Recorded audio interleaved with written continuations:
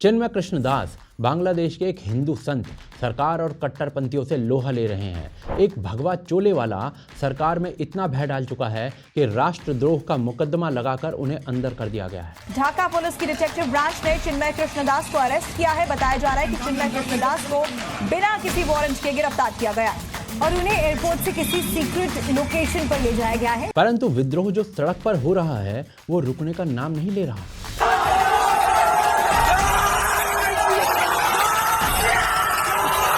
आखिर ऐसा क्या कर डाला है चिन्मय कृष्णदास ने जो बांग्लादेश के कट्टरपंथी बौखला गए हैं।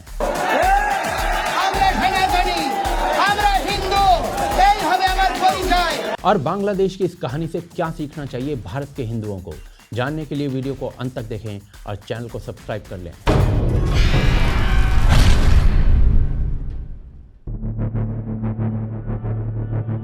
बांग्लादेश का शक्तिशाली शासन और वहां की संगठन भगवा चोला ओढ़े एक हिंदू संत से किस बात का भय खा रहे हैं, ये समझने के लिए चिन्मय कृष्णदास को समझना पड़ेगा।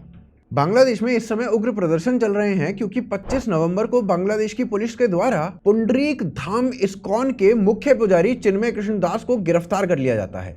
गिरफ्तारी के समय कोई भी वजह नहीं बताई जाती है, परंतु कुछ समय बाद यह ज्ञात होता है कि उन पर राष्ट्रद्रोह लगाया गया है। पर अब प्रश्न ये उठता है कि चिन्मय कृष्णदास आखिर हैं कौन? इस ब्रह्मचारी से बांग्लादेश को इतना खतरा क्यों है?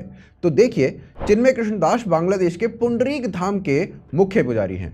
यह धाम इस्कॉन मंदिर का है और बांग्लादेश में कुल 77 इस्कॉन मंदिर हैं और ये ना उनमें से एक मंदिर के मुख्य पुजारी के रूप में काम करते हैं। चिन्मय कृष्णदास बांग्लादेश सनातन जागरण मंच के प्रवक्ता भी हैं और इनकी अगुवाई में बांग्लादेश के चटगांव में अल्पसंख्यकों की सुरक्षा की मांग को लेकर एक रैली आयोजित की गई थी, जिसमें अल्पसंख्यक मंत्रालय और मठ मंदिरों की सुरक्षा सहित 8 वैध मांगी गई थी। इस रैली के तुरंत बाद इनके सहित कुल 18 लोगों पर राष्ट्रद्रोह का मामला दर्ज हो जाता है और जिसके बाद उन्हें हवाई अड्डे से गिरफ्तार कर लिया जाता है। यह गिरफ्तारी पूर्व प्रधानमंत्री खालिदा जिया की पार्टी बीएनपी के एक नेता फिरोज खान द्वारा 30 अक्टूबर को दी गई शिकायत के आधार पर की गई थी। इस शिकायत के अनुसार 25 अक्टूबर को एक रैली के दौरान भगवा झंडे को राष्ट्रध्वज से ऊंचा रखने के कारण उन पर राष्ट्रद्रोह का मुकदमा चलाया गया है। बांग्लादेश में देशद्रोह की सजा आजीवन कारावास है, लेकिन चिन्मय दास इस आरोप को सिरे से खारिज करते हुए कहते हैं कि यह घटना उनकी रैली से 2 किलोमीटर दूर की है और इसके लिए उनकी कोई जिम्मेदारी नहीं है। गिरफ्तारी के बाद पुलिस तथा चिन्मय कृष्णदास के सहयोगियों के बीच झड़प होती है, जिसमें पुलिस की फायरिंग में इनके वकील की मृत्यु हो जाती है। चिन्मय कृष्णदास की ओर से 2 बार बेल याचिका की जाती है और काजी शरीफुल इस्लाम की अदालत उसे खारिज कर देती है, ये कहते हुए कि शहर से बाहर गिरफ्तारी की गई है, इसलिए कानून के अनुसार 24 घंटे तक जमानत नहीं मिल सकती। लेकिन 24 घंटे बाद भी उन्हें अब तक जमानत नहीं मिली है। इस घटना की भारतीय विदेश मंत्रालय ने कड़ी निंदा की है, जिसके जवाब में बांग्लादेश के विदेश मंत्रालय ने कहा है कि यह उनका आंतरिक मामला है और यह राष्ट्रद्रोह का मामला है। पर अब बांग्लादेश की सरकार के इस पक्षपाती रवैये के खिलाफ बांग्लादेशी हिंदू पहले से कहीं ज्यादा कड़े विरोध प्रदर्शन करने लग गए हैं। बांग्लादेश जहां 91% मुसलमान हैं और शेष 9% लगभग हिंदू हैं, इन दोनों समुदायों में हिंसक झड़पें होने लगी हैं, जिससे वहां गृह युद्ध जैसी स्थिति हो चुकी है। गिरफ्तारी के तुरंत बाद ढाका, चटगांव तथा देश के अन्य क्षेत्रों में हिंदुओं द्वारा विरोध प्रदर्शन शुरू हो चुका है और देखते ही देखते लाखों हिंदू सड़कों पर आ चुके हैं। उन्होंने ढाका में गिरफ्तारी के विरोध में सड़कें जाम की, लेकिन अचानक से इन पर अज्ञात लोगों के द्वारा हमला कर दिया जाता है, जिससे यह प्रदर्शन हिंसक रूप धारण कर लेता है। पुलिस प्रशासन द्वारा भी बल का प्रयोग बांग्लादेशी अल्पसंख्यकों पर ही किया जाता है और कई लोग घायल हो जाते हैं। चटगांव में गिरफ्तारी के विरोध में हिंदुओं द्वारा कोर्ट परिसर का घेराव किया जाता है, जिस पर पुलिस द्वारा बल प्रयोग किए जाने के कारण हाई कोर्ट परिसर में हिंसा भड़क जाती है। पुलिस द्वारा साधुओं पर ध्वनि ग्रेनेड फेंका जाता है तथा लाठीचार्ज कर दी जाती है। इस घटना से पहले आज तक हिंदू इतनी बड़ी मात्रा में एक साथ कभी संगठित होकर कभी भी सड़कों पर नहीं आए थे। यह इस बात की ओर इशारा करता है कि कदाचित हिंदू वहां अपने अस्तित्व की अंतिम लड़ाई लड़ रहा है। दले दले मानुष সেখানে ঢুকছে সভা সমাবেশ স্থলে কানে কানে পূর্ণ আপনারা দেখতে পাচ্ছেন যে लेकिन इसके इतर बहुसंख्यक कट्टरपंथी अपने अलग ही मूड में हैं। वो पूरी तरह से आज़ादी के साथ अल्पसंख्यकों के साथ अत्याचार कर रहे हैं। घर कारोबारों को लूटना, आगजनी करना, धार्मिक प्रतिष्ठानों और मंदिरों को अपवित्र करके उन्हें नष्ट करना, ये सब बांग्लादेश के जिहादियों द्वारा आम घटना हो चुकी है। ऐसा इसलिए है क्योंकि इसे सरकार तथा पुलिस का संरक्षण प्राप्त है। एक चिन्मय कृष्णदास के ऊपर इतना बवाल हो गया है, परंतु आखिरकार चिन्मय कृष्णदास हिंदुओं के लिए ऐसा क्या कर रहे थे जो इतना बवाल हो चुका है, वो ना आगे देखते हैं। एक हिंदू संत पूरे बांग्लादेश की सरकार और कट्टरपंथियों से लोहा ले रहा है, परंतु कैसे? इसे समझने के लिए अगस्त से बांग्लादेश में क्या हो रहा है वो समझना पड़ेगा। देखिए, बांग्लादेश में जो हिंदुओं के साथ हो रहा है ना, वो सचमुच भयानक है, रोंगटे खड़े कर देने वाला है। बांग्लादेश के हिंदुओं को शेख हसीना सरकार का समर्थक माना जाता था, और जब वो अपनी जान बचाने के लिए देश छोड़कर भागी तो हिंदू अल्पसंख्यक को खूंखार कट्टरपंथियों के रहमो करम पर छोड़ दिया गया। शेख हसीना अगस्त में भारत तो आ गई, पर उनकी अनुपस्थिति में बांग्लादेश में अराजकता बढ़ती गई, और इस उथल पुथल की स्थिति में बांग्लादेश के हर हिंदू परिवार के लिए हालात अत्यंत भयभीत करने वाले हो गए। हिंदू मंदिरों पर हमले हुए, घर जलाए गए और सैकड़ों लोग बेघर हो गए।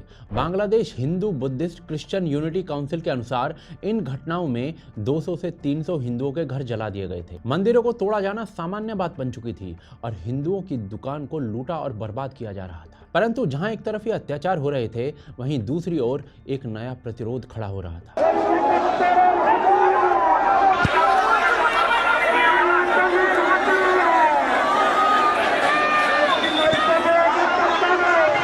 ये जो अभी आपने नारे सुने हैं ना, इन नारे लगाने वाले हिंदू हैं, और बांग्लादेश के कई हिस्सों से ऐसे नारे गूंज रहे हैं। सत्ता पलट के बाद कई प्रमुख हिंदू आवाजें, जिनमें से राणा दासगुप्ता मुख्य हैं, हिंदुओं को इन अत्याचारों के खिलाफ प्रतिरोध और विरोध करने के लिए प्रोत्साहित कर रहे हैं। उन्होंने खुले तौर पर ये घोषणा की है कि हम अपने ऊपर होने वाले किसी भी अत्याचार को स्वीकार नहीं करेंगे। कई हिंदू नेताओं ने समय की मांग को समझा और संदेश दिया कि अगर आक्रोश नहीं दिखाया तो कुचल दिए जाओगे। हिंदू समुदाय सड़कों पर उतरा और यूनिस मोहम्मद की देखरेख वाली सरकार पर अल्पसंख्यकों के हितों की रक्षा करने के लिए दबाव बनाने लगा, और सरकार द्वारा ऐसा वादा भी कर दिया गया। परंतु सरकार का सिर्फ चेहरा बदला है, अराजक तत्व नहीं। तो 28 अगस्त 2024 को यूनिस मोहम्मद ने आपराधिक प्रवृत्ति वाले जमाते इस्लामी को सरकार में भाग लेने की मंजूरी दे दी है, उन लोगों पर प्रतिबंध हटाकर। ये संगठन पूर्णतः हिंदू विरोधी है। और जब ऐसे में हालात नियंत्रण से बाहर हो गए, तब आशा की किरण बनकर आए इस्कॉन महंत चिन्मय कृष्णदास जी। उनके नेतृत्व में सरकार और उनके अपराधी तत्वों के खिलाफ हिंदू प्रतिरोध में एक महत्वपूर्ण मोड़ चिन्हित किया। हिंदू पहले से कहीं अधिक बड़ी संख्या में बांग्लादेश सनातन जागरण मंच के छत्र के नीचे इकट्ठे हुए अपने मूल्यों की रक्षा के लिए, और एक मजबूत विरोध का प्रदर्शन हुआ, जिसमें चिन्मय कृष्णदास जी ने कड़ी चेतावनी दी, अगर तुम हमारे अस्तित्व को मिटाने की कोशिश करोगे तो तुम ही अस्थिर हो जाओगे। इससे बांग्लादेश में हलचल मच गई। कई इस्लामिक नेताओं ने इसे अपनी सत्ता या फिर शायद बांग्लादेश पर राज करने की उनकी पूरी मंशा और योजना के लिए एक खतरे के रूप में देखा। तो बिना किसी ठोस कारण के अक्टूबर 30 को महंत चिन्मय जी के खिलाफ एक राजद्रोह का मामला दर्ज कर लिया गया, जिसमें उनके ऊपर बांग्लादेश ध्वज की कथित रूप से अवमानना करने के आरोप लगाए गए हैं। परंतु विरोध प्रदर्शन थमे नहीं, चलते रहे, और जब कोई विकल्प सामने नहीं था तो बांग्लादेश की सरकार ने महंत चिन्मय जी की गिरफ्तारी के आदेश जारी कर दिए। ऐसा कहा जाता है कि बांग्लादेश की सरकार इस हिंदू संत से बुरी तरह भयभीत है। ऐसी रिपोर्ट छप रही हैं, क्योंकि ये संत लोगों को सड़कों पर ला रहा है।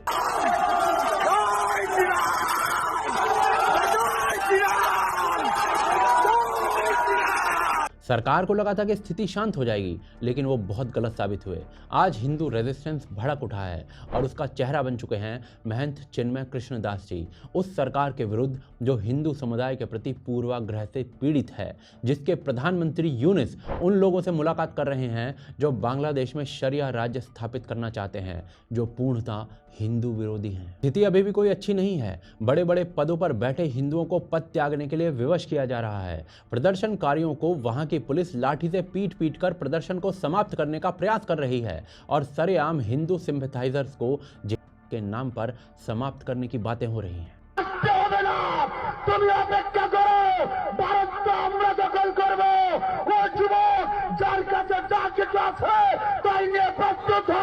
चिन्मय कृष्णदास इस पूरे प्रदर्शन के फेस अवश्य हैं, उनसे सरकार डर अवश्य रही है, पर वो अल्पसंख्यक हैं। क्या होता है एक अल्पसंख्यक के साथ बांग्लादेश में, वो आगे देखते हैं।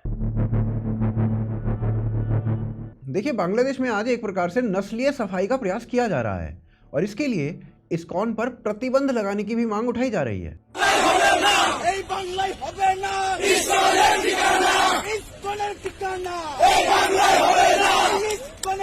और यह कोरी कल्पना नहीं है।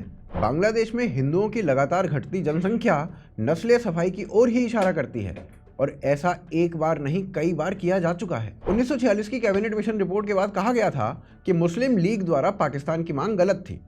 इसके विरोध में मुस्लिम लीग काउंसिल ने 16 अगस्त 1946 को डायरेक्ट एक्शन डे के रूप में घोषित कर दिया था। कलकत्ता मुस्लिम लीग के सचिव एसएन उस्मान ने बांग्ला में एक पर्चा वितरित किया जिसमें लिखा था, काफिरों, तुम्हारा अंत दूर नहीं है, संघार होगा। 16 अगस्त का दिन मुस्लिम लीग की एक बड़ी बैठक के साथ शुरू होता है। भीड़ में बड़ी संख्या में शांतिदूत शामिल थे।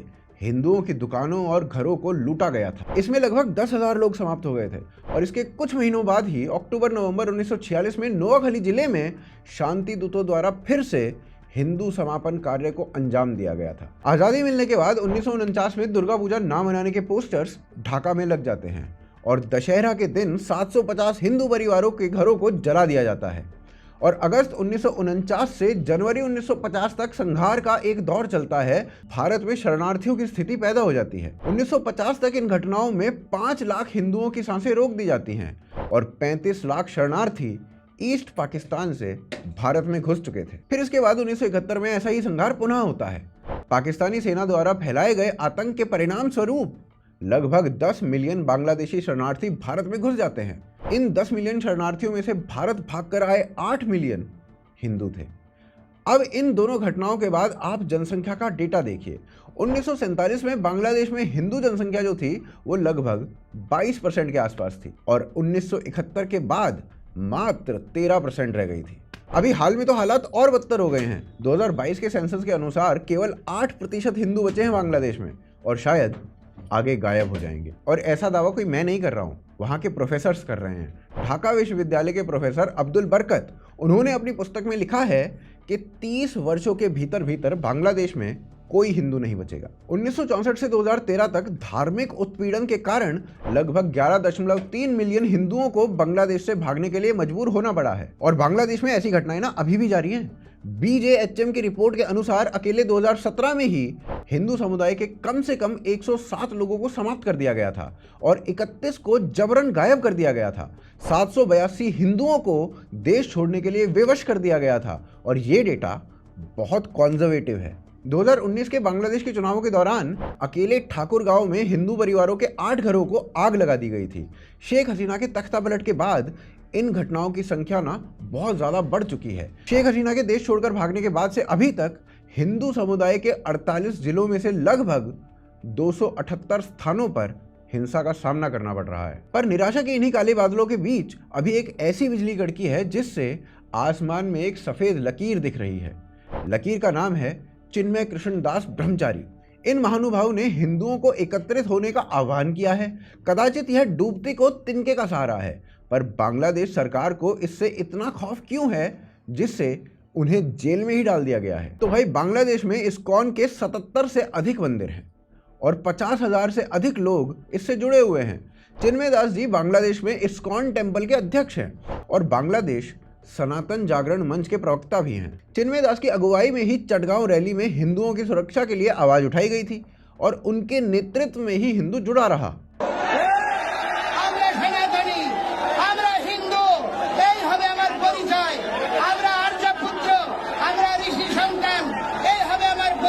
कुल मिलाकर वहां की सरकार की आंखों में चिन्मय कृष्णदास हिंदू एकता का प्रतीक हैं और उनकी गिरफ्तारी इस हिंदू एकता को तोड़ने का प्रयास लगती है।